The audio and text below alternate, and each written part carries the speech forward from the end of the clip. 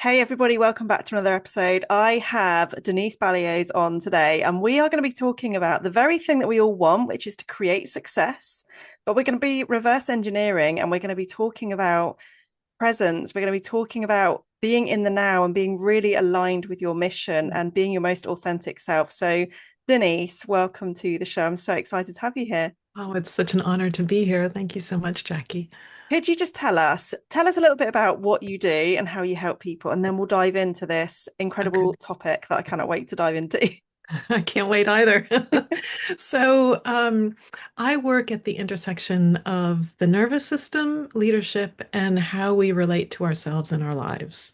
Now, the people I tend to work with are already very capable, very successful. They're leaders, they're entrepreneurs, they're parents, and usually they're holding a lot in their lives. They're holding a lot of responsibility. And from the outside, their lives can look really successful. They've got all the things. But on the inside, if you lift the cover up, there's a very different dynamic going on. There's an incoherence between outside and inside. And on the inside, there's a lot of pressure. There might be a lot of overthinking or self-doubt, kind of a sense that the way I'm holding my life, I can't do this anymore. It's not sustainable. And what I've found is that once we get to a certain level of success in life and a certain level of success in our businesses, that success is no longer driven by or limited by strategy. It is 1000% driven by our capacity to hold what it is that we're holding. And that's a different kind of conversation. Mm, So my work actually starts where that capacity is built, and that's in the body and in the nervous system, because that's where stress and pressure and the years of experience of all of this stuff that we've lived through is held. And if we can start to shift that, then something really powerful starts to happen. We create this gap. I'm all about creating little gaps, tiny gaps. We create gaps so that suddenly people don't just start to feel better. They start to think more clearly. They start to find that they're able to make better, more aligned decisions, or their leadership comes from a different place. And then they start to feel different on the inside. Then we have the possibility of working with the mind and the emotions. And it becomes less about pushing and holding everything together and more about living and leading both personally and professionally from a place that feels grounded and aligned and clear and coherent. And I think the missing piece is not strategy, but having a system that can hold the life that you're wanting to create. yeah. So, It's yeah. it's so important, isn't it? And I think particularly in today where we have access to this massive online world and we see the success of others, don't we? We see what other people are creating and we think, oh, okay, well, that must be success. That determines what success is. So I need all of these things, whether it is material things or more time freedom or travel, whatever that may be. And Yeah. actually almost and I know a lot of people from conversations I've had, they almost get fixated on, okay, well, that is success. That's what my vision board is going to be. But actually, like all we all want at the end of the day, no matter whether you are a materialistic person or not, is we just want to feel good. And we Yeah. always have control over feeling good, don't we? Yes and no. Oh, okay. Oh, Let's go. yes and no. If we are, if we have been able to maintain our awareness of what's actually at play, then we have more of the ability to play in the gap between the patterns and our response to create or to curate a life that feels really good. But if we have lost that sense, if we don't have a foundation that's deeply rooted and aligned and coherent, we're going to find that we are created by the unconscious patterns that hold us. Um, and those unconscious patterns will mean that the thoughts, emotions, and physical experience of our body are contracted and not feeling good. Wow. Yeah. Okay. Yeah. So Go how ahead. can we, when we're building businesses, because it is so noisy, we've got AI, like everybody feels like they're running 100 miles an hour and still feeling behind because the Yeah. to-do list just keeps getting bigger and bigger and bigger. We've got the responsibilities. There's people that are scaling the business by taking on more capacity of clients. It can feel very, very overwhelming. So how do you actually create a vision of what success looks like to you? How do you even know what success is? Because I know Mhm. for a lot of people, they think they know what it is, but actually they haven't really sat with themselves and allowed themselves any kind of space to really process, what do I want? What do I really want? Well, what do I want? And what do I really, really want? And then really, really, really want might be a very different question depending on where we are in the process of really kind of putting in a scaffolding in place to support yourself and your nervous system, because really what we're talking about is stress. Mm, So, stress and how that is at the edge of our capacity.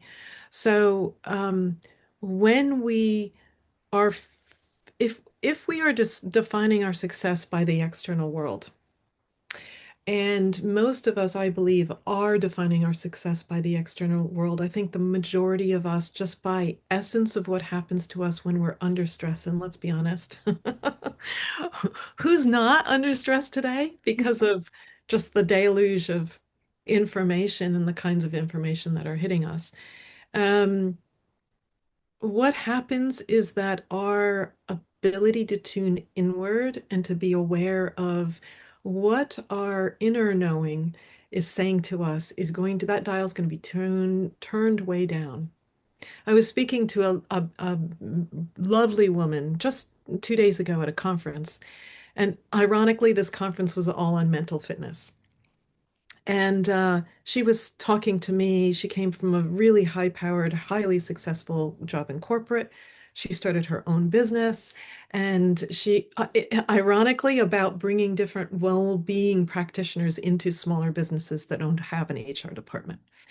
And she was telling me all about how she spent years really, really super stressed, and she's struggling with physical manifestations, physical diseases within her body. And she's trying to figure out what's the right thing for her. And there's just so much noise out there. How do you know what's right? Which direction do I go in? She said, I just don't know. And I said, there is one person that knows, and it's right there. It's you.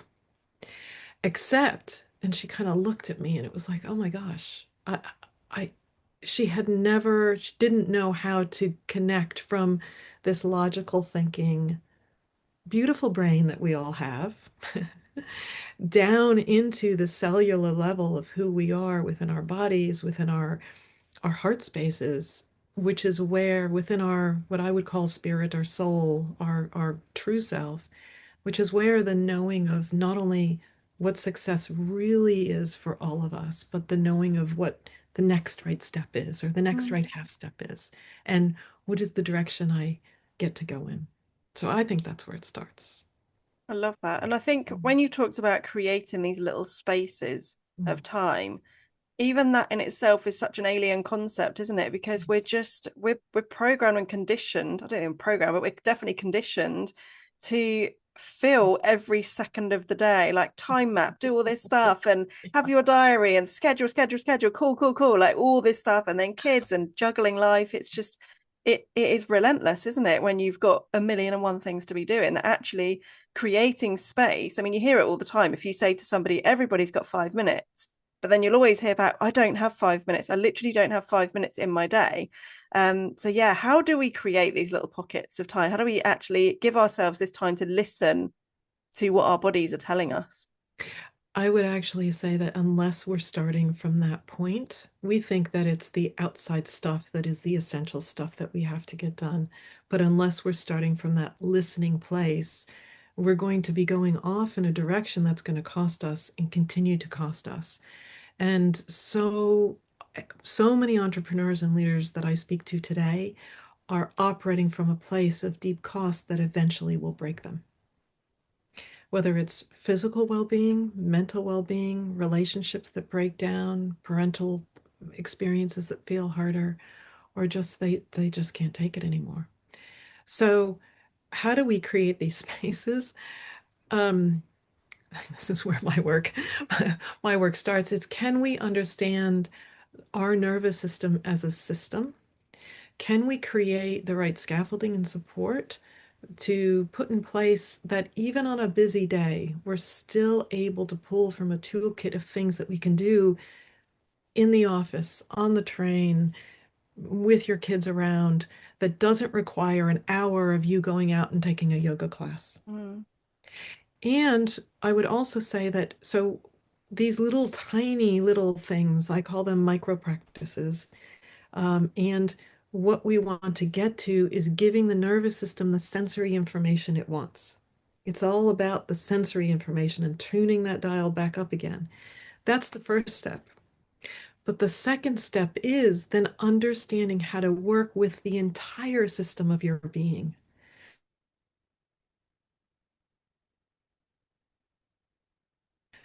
Mental patterns, the whole, every single layer of you in a way that creates transformation. Because unless we're transforming our capacity and growing and expanding our capacity, we're just going to be doing the, oh my gosh, I'm so, okay, now I'm back on my feet. Oh my gosh, I'm so stressed. Now I'm back on my feet. You know, We've all been there. we've all been there. Um, you know, many years ago, I used to teach yoga. I used to run my own yoga studio, and I thought I had all the boxes ticked. I was holding spaces for people. I was leading these beautiful, flowing guided meditations and things like that. I was doing my own practice every day, and I was never so stressed in my life because I was in management mode. I wasn't transforming the patterns at the foundational level, and that's where we need to get to, is Mm. the deep foundational level to transform our experience of our busy day. Yeah. Yeah. We all have the power to do this, don't we? Or not? Does Yes. it depend on where we're at with It our depends on journey? where we're there's a beautiful quote. I'll try not to bungle it up. There's a beautiful quote that I love from Carl Jung, and it says, until we make the unconscious conscious, it will direct our lives and we will call it fate. I love that. So we like to believe that we're in control. We're smart, we're intelligent, we're capable, we're successful women, we're running our businesses, we're leading, we're holding it all together. We like to think we're in control, but actually, if we're under chronic stress, you are not in control. Your nervous system is in control. Your unconscious brain is in control, and it's going to be running you based on patterns it learned back in the past as to keep you safe, because somewhere in that hidden part of your brain will be saying, oh my gosh, I've got such a busy day, that's not safe. Or maybe I'm not safe. So it's going to be firing off these templated patterns. Well, now, why does this matter? Well, how does this impact us as entrepreneurs, as parents, as partners? Well, when we're in these reflexive patterns, guess what happens? Our hearts shut down. We become less able to be connected with.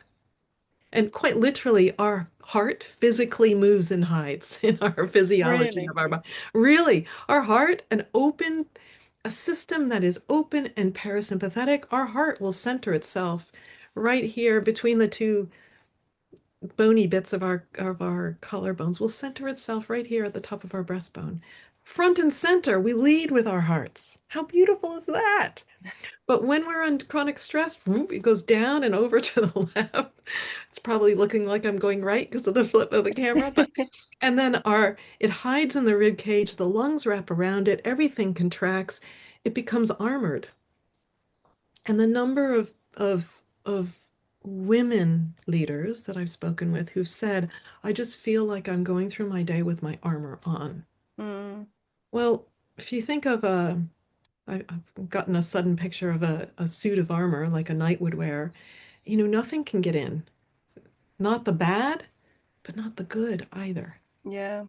So if we can really find a way of accessing, um, how can we increase our capacity so I can stand with an open and vulnerable heart in the midst of the the let's face it, the up and down of entrepreneurship, because it is up and down. Yeah. It's just always going to be a fun up and down. How can we stand in that up and down and remain with an open and vulnerable heart with a sense of safety that we've curated from within, not grabbed from without, not armored ourselves and braced ourselves against? Then we become something, someone that is magnetic for our clients, that is there for our kids and our partner and ourselves, most Mm, importantly, first and foremost, ourselves. yeah. It's escaping that survival mode, isn't it? Which is what Yeah. so many people, men and women, are in on a daily basis all the time, because it's just, I just Yeah. need to do this thing, I just need to do that. And it's almost the priority becomes everything in the external rather than the internal. We're fighting almost a losing battle here. Most of us are fighting a losing battle because we've been indoctrinated in a culture, that a culture of productivity, and the mindset and the things that have are we see as valuable is unfortunately is going to produce that chronic stress state. Mm, Um, Being productive and on 365 days a year. It's in our cells, it's in our makeup, it's in our schools, it's embedded in every facet of life. And until, again, back to the Carl Jung quote, until you make the unseen seen, it's going to direct your life and you will just call it fate and you'll just think that's just the way life is. But yeah. it doesn't have to be.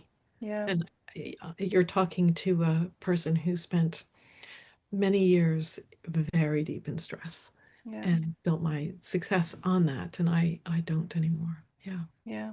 I think it's the whole mentality around, like, if you don't work hard, which Mhm. work hard can be so many different things. If you Yeah. don't work hard, you're not going to be successful. You're not going to get your business off the ground. You're not going to create the life that you want. So it's just Yeah. that, well, I'm in the early stages of business, so I need to work hard. And that often, for most people, ends up in burnout.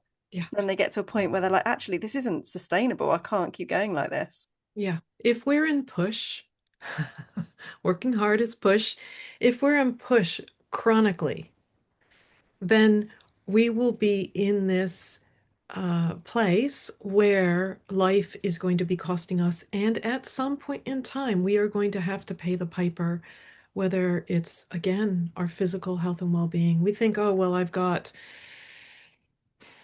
just going to pull some of the things that, some of the clients I've worked with. I've got cancer, I've got diabetes, I've got Crohn's disease, I've got anxiety, I've got, I don't use my voice, I can't keep relationships, I dot, dot, dot, fill in the blank. We think all of these things are just separate from how we're running our businesses, and actually they're intertwined with how we're running our businesses. Mm, yeah. And a place, a place to start, I believe, is with presence. Um, Most of us are not present in our lives. We're not present for those we love. We're not present in our businesses because we're so busy running away from the lion or Yeah. the perceived lion. So, actually, I just want to say one more thing. Yeah. Okay. My brain has jumped. So, to what you were saying before about, yeah, we were talking about being chronically on and chronically in push. Hmm. Now, let me just caveat by saying there may be times when you have to be in push very briefly, but it's the coming back out and being able to curate the coming back out again, not the go, go, go, go, go. I'm finally on holiday and I collapse. Yeah. There's a difference between the collapse and the I had to be on for a very short window of time. Now I can come down. Yeah. And it's also around I want to be on when it's appropriate for the situation, not when it's not appropriate for the situation. And Mm, most of us are on in situations when we don't have to be. yeah. And So that's when that's you where see burnout, don't you? Yeah. burnout, overwhelm, anxiety, I'm not worth it. I'm not good enough. It's not safe. Oh my God, I have to worry about finances. There's not enough. Dot, dot, dot, dot, dot. On and on and on. Those are all of those are symptoms of chronic stress. Yeah. So presence. Can we talk about Talk about presence? presents. Not the gifting kind.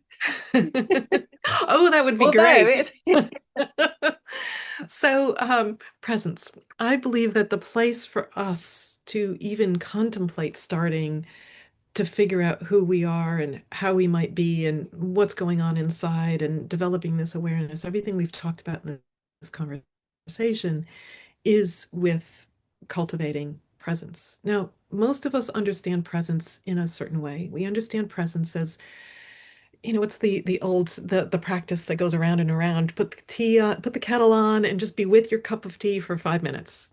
So you get the sensation of the heat of the water, and you see the steam, and you can hear the kettle. That is a sensorial presence, and that's great. And for most of us, that's what we understand presence to be. But if you look at the etymology of the word presence, it actually breaks down into before to be. What does that mean? Before to be. Now, when we understand ourselves as this big, beautiful system, this being whereby our bodies and our consciousness and our spirit have all conjoined together, there was a moment when we were first created where we were before to be, before the labels and the name and the culture and the stuff that we lived, the good and the bad stuff we lived, and the successes and the failures and all of that, all of the labels that we have for ourselves. Underneath the identity is an essence of who you are. What if your presencing practice can give you a glimmer of what that might be? This is something that I'm doing with the living world, with the ancient oaks here in Windsor Great Park. This is a practice that I have and that I'm starting to share with my clients. If we can take the ability to connect with who we are before to be, then we can use that as our starting point, not the layers of all of this stuff. And we can go from there into the next segment of our day and then into the next segment of our day. And it doesn't have to take long to reconnect once we have an anchor point there. Then we have the ability to say, right, from this, who I truly am, authentically, coherently aligned. Now I have XYZ target. I want to grow a business to whatever, or I want to, whatever it is for you. Most of us will take that target and we'll go back to the cultural understanding of have target, have goal, work really hard. yeah, this is the path. We line ourselves up, we pull back the bow and arrow, we narrow our eyes and squint at the bullseye, and then we let go and we judge, did it hit the bullseye or not? Did I miss wildly or not? And we determine our success based on what happened with the arrow in the bullseye at the target. That is one way of approaching your target and where you want to go and the success you want to achieve. Unfortunately, you've just put yourself back into that unending cycle of creating more stress for yourself, Mm, creating more labels, because what you've done is you've put yourself into the the way we as a modern culture determine and define success as good or bad, right or wrong, success or fail. Hit the target, didn't hit the target. It's embedded in, I used to work in technology. Did you hit your goal for the quarter or not? You know? yeah, It's embedded in our educational system. Did you get an A or not? So, if we are able to come to a place, and this might take some doing, especially if we've been in chronic stress for quite a while, where we can touch before to be within ourselves, there opens up this kind of spaciousness and this deep knowing that allows us to approach our target we can feel the target. mm, We approach it from a felt sense with our body and a felt sense with our heart, not this logical, analytical. Yeah, I'm just as addicted as anyone. This is where, when I'm stressed, I go to my logical, analytical brain. Give me the facts, please. Yeah. But if we can approach our target from this felt space, this wiser part of ourselves, our body, our heart, our beingness, our who we are in our spirit, and allow that felt sense to line up with the target. And we pull back the arrow from that place, not looking at the bullseye, and let the arrow go. And while the arrow is still flying through the air, we turn and walk away Mm, because it doesn't matter where the arrow lands. And then we return the next day and we do the same thing again and the same thing again. And one day, that felt sense is going to attune itself so clearly with what you are wanting to create that you're going to start hitting that bullseye without it costing you your life. yeah, Yeah, I love that. It's yeah. so important. I think it's just such an interesting way of focusing on success. Because I mean, like right the way back through school of like having that goal, like you say, with like hitting the A, everybody is told if you don't get good grades, you're not going to be able to do this. You're not going to be able to go to that school or go on to that further education or whatever it is. And if you don't do this, if you don't revise, if you don't work hard, you're not going to get that job. And Yeah. it's just so ingrained in us, isn't it, to be able to do these things. But actually, there are so many different paths to success or different ways of attracting the success we want. We don't have to be so Yeah. laser focused on that's the goal, this is the only way we're going to go. Yeah, Yeah. really And beautiful. and that laser focus, by the way, is what happens to us when we're stressed. Physiologically, within our body, our vision narrows, and we only see a very limited set of options when we're in chronic stress. Our joint capsules shrink, or our posture changes, our thinking patterns and our emotional patterns narrow, and we become trapped in this very, very laser focused kind of way of being. Mm, So even if we weren't stressed, if we narrow our focus and we get laser focused on something, we're telling our unconscious brain, there's a lion out there because I've narrowed my vision. Quick, put the rest of the body, mind, heart, put yeah, everything else in stress, please. So cultivating this open, not stress state is actually sending the message that I am safe.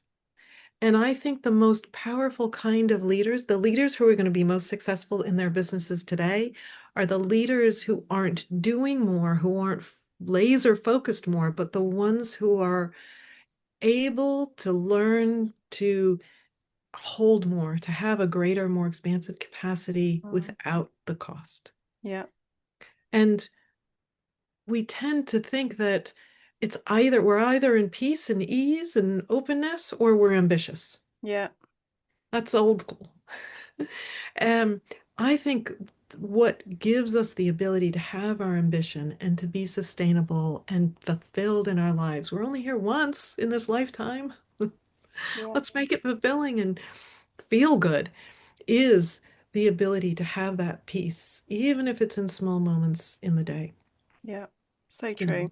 Yeah. Okay, to wrap up this podcast episode, what would be one tip that you would give someone today that is ambitious in business? They know they want to achieve whatever success looks like to them.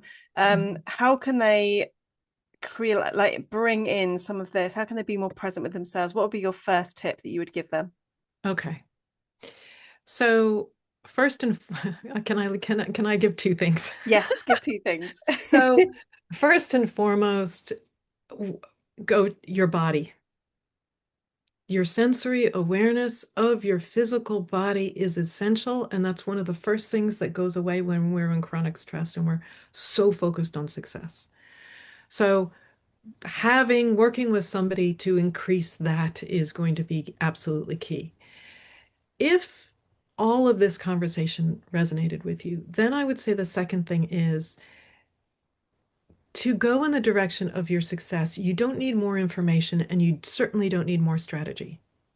You need a different way, a, a system that has a different way of operating something that's going to support you to expand your capacity so you can live and lead in a way that feels aligned and sustainable and, quite frankly, a lot more free on the inside and on the outside. And that very much is the work that I do. That's what we need, not strategy and information. Yeah. So, so important. This like has to be the priority, doesn't it? It's the foundations that allow you to create the success you want anyway. Yeah. Denise, it's been so lovely having you on the show. Really, really lovely conversation. I think it's going to be really eye-opening for a lot of people that are tuning into this one. Where is the best place to connect with you online? You can find me on LinkedIn, on Instagram, on Substack. In fact, I've just started writing regularly on Substack. So if you want to read Amazing. more, jump on there. And my website. Perfect. I'll put all the links in the show notes below. So do make sure you go and connect with Denise. If you've enjoyed this episode, please do leave a review and hope you have a beautiful day. Thank you so much, Denise, for this powerful episode. Thanks, Jackie. It was a pleasure.